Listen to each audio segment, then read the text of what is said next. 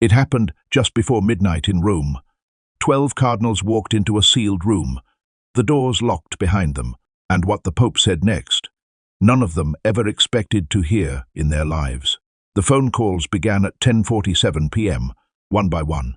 Each cardinal received the same message, the same tone, the same 8 words. His Holiness wants to see you tonight. No agenda, no subject, no room to refuse. By 11:30, 12 men in black cassocks had crossed the threshold of the Apostolic Palace.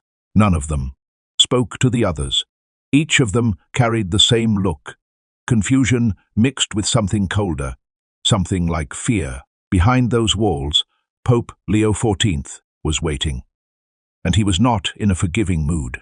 The reason for the summons traced back 10 days earlier. April 23, 2026, the day the Pope had returned from his apostolic journey to Africa. 11 days, 4 countries, Algeria, Cameroon, Angola, Equatorial Guinea. He had walked through dust-covered chapels. He had stood inside a prison in Bata, listening to inmates pray the Our Father in pouring rain. He had met children in Cameroon who had walked 4 hours to see him. He had returned exhausted.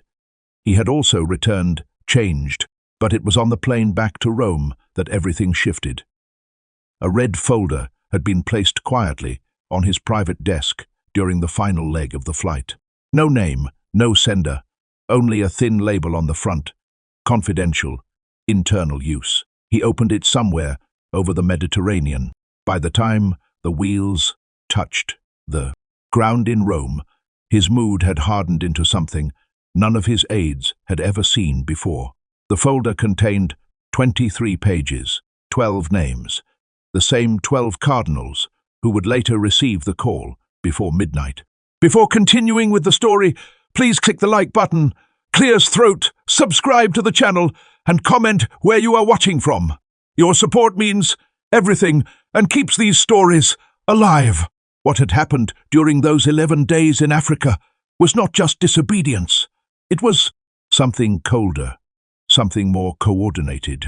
While Leo XIV had been preaching to crowds in Yaoundé and Luanda, a small circle inside the Roman Curia had quietly tried to slow down, and in some cases reverse, 3 of his most important reforms. The first reform was financial transparency. Leo XIV had pushed for full audits of every Vatican department. By the end of the year, documents from those departments would be reviewed by lay financial experts hired from outside Rome. People with no friendships, no debts, no protection inside the walls. The second reform was structural. He wanted to reduce the influence of certain curia offices and redistribute decision-making to bishops in countries far from Europe. He had said it openly during the African trip. Rome cannot govern a church that has long since stopped being only Roman. The third reform was the most dangerous, a new accountability protocol for bishops accused of covering up abuse. No more transfers, no more silent retirements, public processes, public records, names attached to outcomes. While he was in Africa, all 3 reforms had been quietly softened. A signature here, a new clause there, a delay buried inside a bureaucratic memo that no one was supposed to read carefully. By the time Leo XIV finished reading the folder over the Mediterranean, it was clear he had been outmaneuvered, quietly, patiently, professionally. But Leo XIV had spent decades watching the Curia from the inside. He knew how it moved. He knew how it stalled. He knew how it absorbed popes who pushed too hard and exhausted popes who pushed too slowly. He had been pushed. He just had not yet decided how he would push back. For the next 7 days he said nothing to his closest aides. This was unusual. Leo XIV was direct. When something disturbed him, he addressed it. He did not wait. He did not stall. He did not let things linger. But this time, he waited. He attended his general audiences. He smiled at pilgrims in St. Peter's Square. On April 27th, he received the Archbishop of Canterbury, Sarah Muellerly in the Apostolic Palace. He prayed with her in the Urban VIII Chapel. He spoke about peace, unity, and the unarmed peace of the risen Christ. The cameras captured nothing strange. The world saw a pope at ease. In public, nothing seemed wrong. Inside, the storm was already building. Behind closed doors, he began calling people in, one at a time. Quiet meetings, no witnesses. First, the head of the Office of Statistics, then a layman who had once worked with him during his years in Peru, someone he trusted with his life. Then, the auditors he had personally appointed the previous summer. Then, finally, the prefect of the dicastery for communication. They came alone. They left alone. None of them spoke about what was discussed. By the morning of April 30th, the contents of that red folder had been verified. Every single page, every signature, every date, every email, every authorization, nothing left. To interpretation, there was one meeting in particular that hardened him. A retired official, decades inside the Curia, summoned at dawn. The man had walked into the Pope's private study, expecting a conversation about pastoral matters. Instead, Leo XIV had placed 3 pages in front of him and asked one question. "Have you seen this pattern before?" The man read in silence. When he looked up, his eyes had filled. "Yes, Holy Father," he said. "Many times under 3 popes, always the same. Playbook. They wait until the Pope is tired or away or distracted. Then they move. How did the others handle it?" The retired official looked at the floor. "They did not. That is why they were tired." Leo XIV nodded once. He thanked the man. He said nothing else. But after the door closed, he sat at his desk for a long time without moving. That afternoon, he walked through the gardens of the Vatican, alone for almost an hour. A close aide later said it was the only time he had ever seen Pope visibly angry. That night, the calls went out.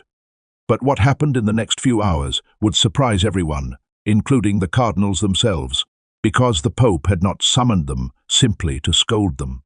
He had something else planned, something far more strategic, something none of them had prepared for.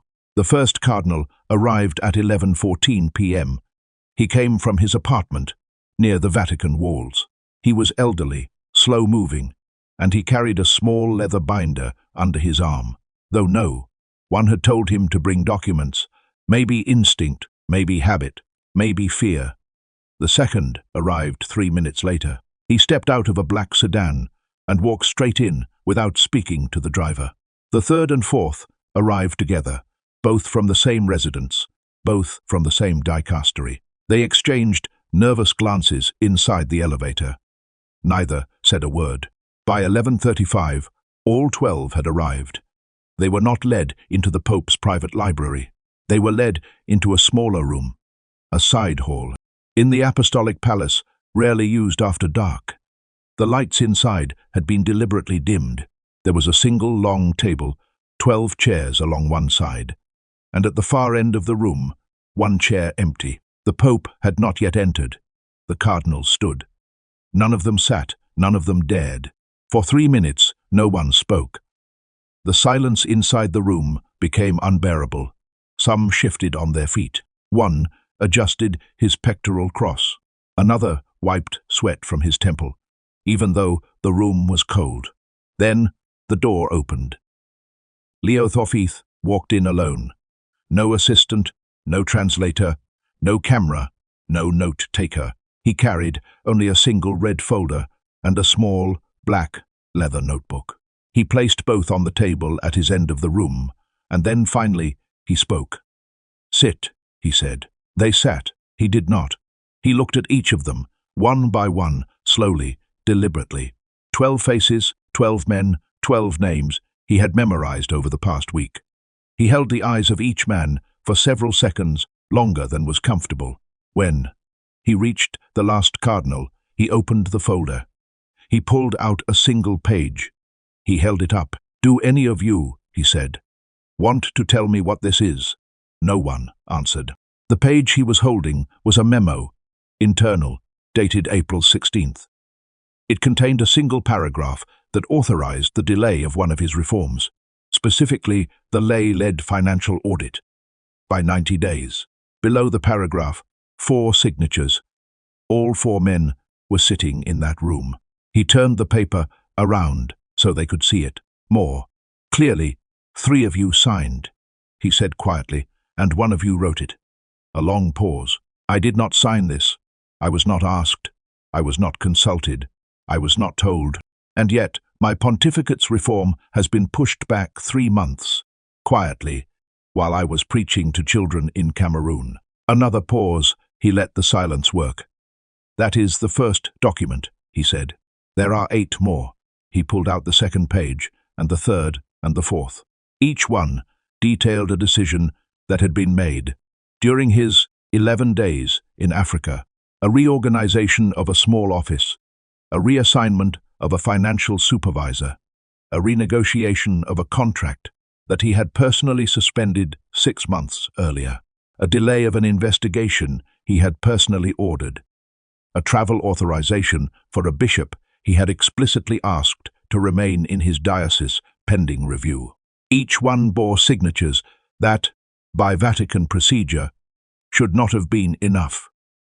Each one had been carried through anyway. As each new page came out, the silence in the room grew heavier. By the 8th document, the oldest cardinal, almost 80 years old, was visibly trembling. By the 9th, another had begun to weep, his shoulders shaking quietly under the dim light. Leo XIV did not raise his voice. Not once. He did not slam the table. He did not insult. He did not threaten. He simply read, 11 days, he said finally. While I was in Africa, 11 days and 23 pages of damage. He set the folder down on the table. He looked up. I know what each of you was doing. I know who initiated this.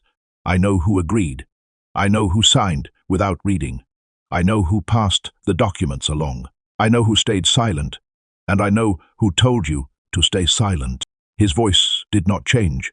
Calm, steady, cold as marble. I am not here for confessions. I am not here for excuses. And I am not here to humiliate any of you. A small breath.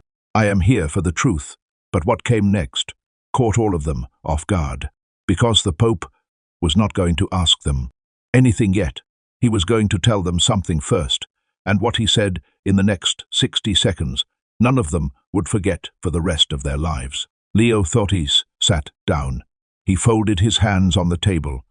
He spoke in Italian, slowly, clearly, so no one in the room could misunderstand. This church, he said, will not be governed in shadow. Not while I am here, not after I am gone, not in this pontificate, and not in any pontificate that follows. He looked at the eldest of them. You knew. Francis, you worked beside him. You watched what he tried to do. And you watched how parts of this house slowed him down year after year, until he was tired, until his body was tired, and his words were tired, and even his sentences were tired. He paused. I am not Francis. I will not be tired the same way. The silence in the room had become absolute. You think, he continued, that because I came late, I do not understand the architecture of this place. You think that because I am quiet, I do not see what is moving. You think that because I am calm, I will be patient with what should never be tolerated. He looked down at the folder.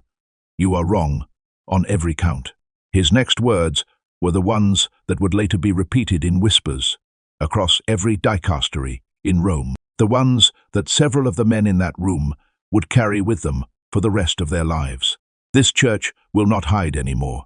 Not behind silence, not behind procedure, not behind red robes. He raised his eyes. Truth is not negotiable. Reform is not optional, and obedience to the See of Peter is not seasonal. No one moved. For the first time in many of their careers, none of the 12 had a strategy. None of them had a counter-move. None of them had a script.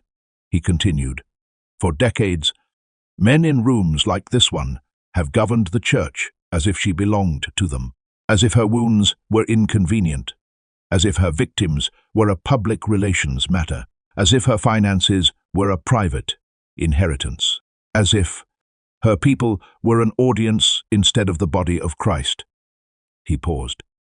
That governance ends in this pontificate, with me in this room, tonight. He let that sentence sit. He did not blink. What he did next surprised them even more. He opened the small black notebook. He turned to a single page. On it was a list, 12 names, each one written in his own hand. Beside each name, a single word. He did not read the words aloud, but he turned the notebook around, slowly, page facing them, so that each cardinal could read his own line. Some of the words were warning, some were review, some were removal, and one, only one, was trust. The cardinal next to the word trust did not look relieved. He looked stunned, because he had assumed, until that moment, that he was among the worst. The men beside the word removal went pale.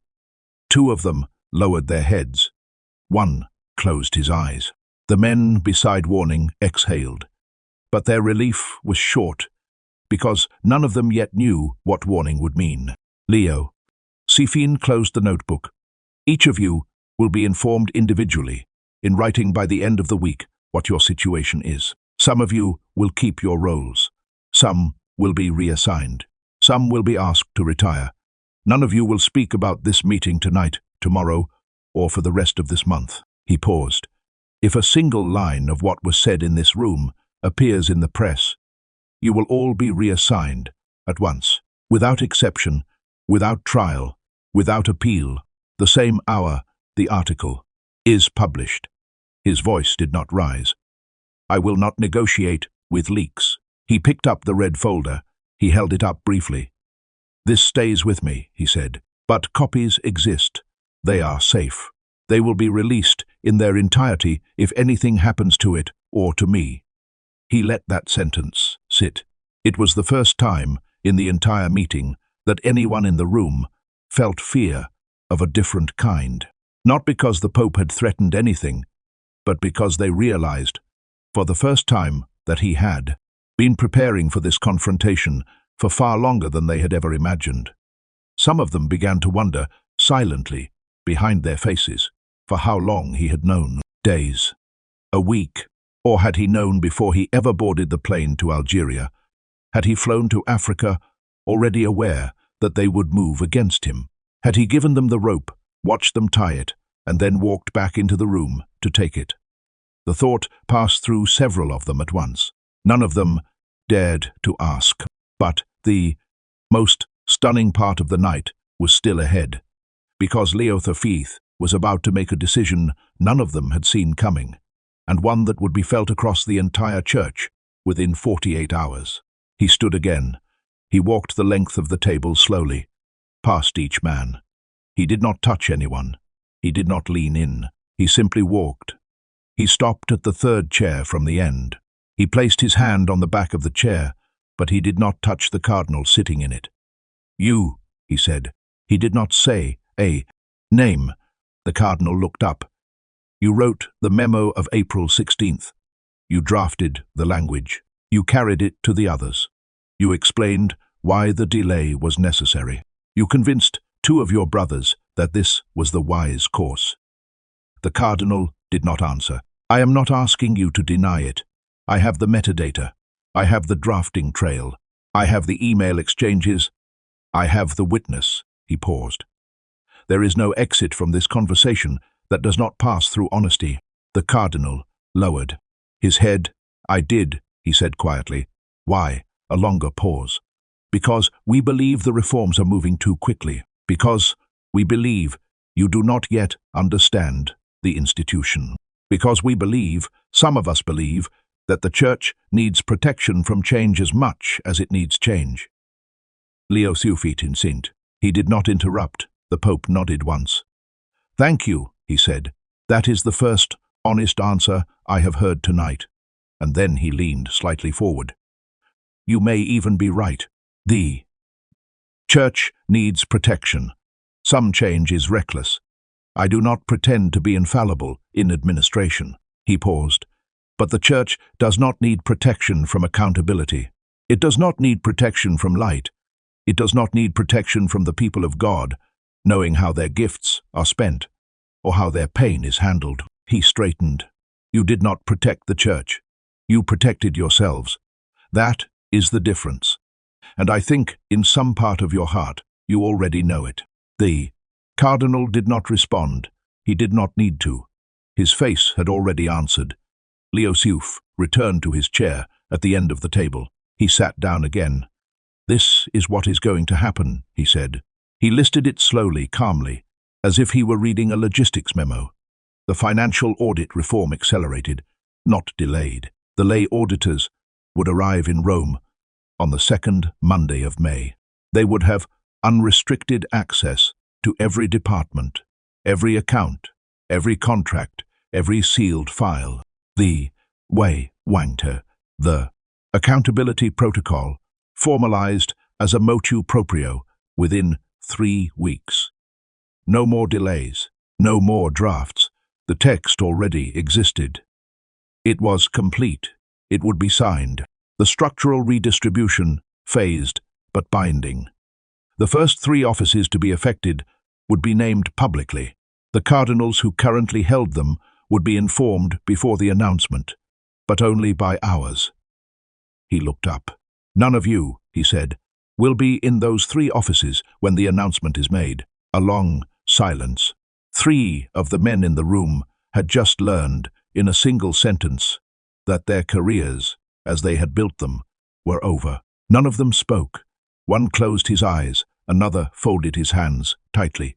The third stared at the table. Then he said something none of them expected. And one of you, not all of you, one of you will be appointed by me to lead the new Office of Internal Compliance. The position has not yet been announced. I will name the person tomorrow morning. He let that sentence land. The 12 men slowly looked at each other. They had walked into the room as a coalition. They were going to walk out as 12 individuals, each unsure who among them had just been chosen to be lifted and who had been marked for removal. Each of them aware that whoever was chosen would, by the next morning, no longer belong to their group. It was the most surgical move many of them had ever seen a pope make. He continued, "This is not punishment. This is not revenge. I am not interested in either." He paused. "I am interested in a church that does not fail another generation." He looked toward the eldest cardinal, the one who had begun to tremble at the 8th page. "I sat with prisoners in Bata. They sang in the rain. They asked me to pray for their freedom, for their sins, and for their families. They prayed the Our Father with me, and I have not been able to stop hearing it since." His voice dropped slightly. "Those men in that prison, in that rain, they are the church. Not this room. Not these walls, not these robes." He did not raise his voice on the next sentence. He did not need to. "And I will not return to them with a church that has been hollowed out by men who were too comfortable to defend her." A long silence. "I have sat with women who lost children to violence. I have sat with priests who lost their faith because no one defended them when they told the truth. I have sat with young people who left the church because they felt that her leaders were liars." He looked at each of them again. Every one of those people deserves better than what has been done in this room over the last 11 days. The eldest cardinal lowered his head. The Pope did not press further. He had said what needed to be said. The Pope rose for the last time. He walked to the door. He turned, hand on the handle. He looked back at them. "You are dismissed. You will hear from me individually. Until then, you will continue your duties as if nothing has changed. You will smile in public. You will offer Mass. You will receive pilgrims. You will write your letters. You will sign your routine documents. You will not phone each other. You will not write to each other. You will not meet." He paused. "And you will pray." A brief silence. "Especially," he said, "you will pray." He opened the door. "Good night, brothers," and he walked out. The 12 cardinals remained in the room for almost 10 minutes after he left. None of them stood at first. Some stared at the closed door, some at the table. The cardinal who had wept earlier covered his face with both hands. The cardinal who had drafted the April 16th memo stared at the empty chair, at the end of the table for a very long time. It was the eldest who finally rose. He walked slowly to the door, opened it, and stepped into the corridor without speaking. One by one, the others followed. They did not look at each other in the corridor. They did not wait for each other in the courtyard. They left the apostolic palace, one at a time, into the cold Roman night, into separate cars, into separate apartments, into separate sleeplessness. By 1:42 a.m., the side hall of the apostolic palace was empty. The lights were turned off by a Swiss guard who had no idea what had just taken place inside. The room was locked, and the silence returned to the Vatican. But the silence was deceptive. Within 24 hours, 3 things happened. First, a motu proprio was prepared for signature, formalizing the new accountability protocol for bishops accused of covering up abuse. It was unusual in its tone, direct, short, with almost no diplomatic softening. The text would be released to the public the following week. Veteran Vatican observers would describe it as the most uncompromising disciplinary text issued in years. Second, the names of the lay auditors arriving in Rome the following week were quietly circulated to the heads of every Vatican financial office. Each office was asked to prepare a complete inventory of accounts within 7 days. Every transaction over a specific threshold from the previous 12 months was to be made available for review. No exceptions, no exemptions, no requests for more time. Third, the Office of Internal Compliance was announced. The name attached to it surprised most observers because the cardinal in question was not known as a reformer and not known as a conservative either. He was known simply and quietly as honest. He was also a man who, in his entire career, had never been seen on television, never courted journalists, and never written a personal opinion in any Vatican publication. He was the cardinal who, the night before, had been written next to the word trust. In the days that followed, the Vatican appeared, on the surface, to function exactly as before. The Pope greeted pilgrims in St. Peter's Square. He met with diplomats. He signed letters. He blessed children. He held his Wednesday audience. He smiled at the world. In private, the consequences moved quickly. 4 of the 12 cardinals submitted requests for early retirement within 72 hours. None of them gave a reason in writing. 2 were quietly reassigned to dioceses far from Rome. The official communique described the moves as pastoral renewal. Inside the walls, no one believed it. 3 were given written warnings. Each warning carried a specific list of behaviors they were no longer permitted to engage in. The lists were not made public, but their existence was not denied. One was confirmed in a major new role, the head of the new Office of Internal Compliance. 2, including the cardinal who had drafted the April 16th memo, were placed on a 6-month review.